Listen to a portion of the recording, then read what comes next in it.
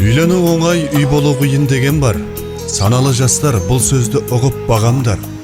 Қос өзен сынды қос тағдыр бүгін қосылса, жарасын тауып жасалсын ізгі қадамдар.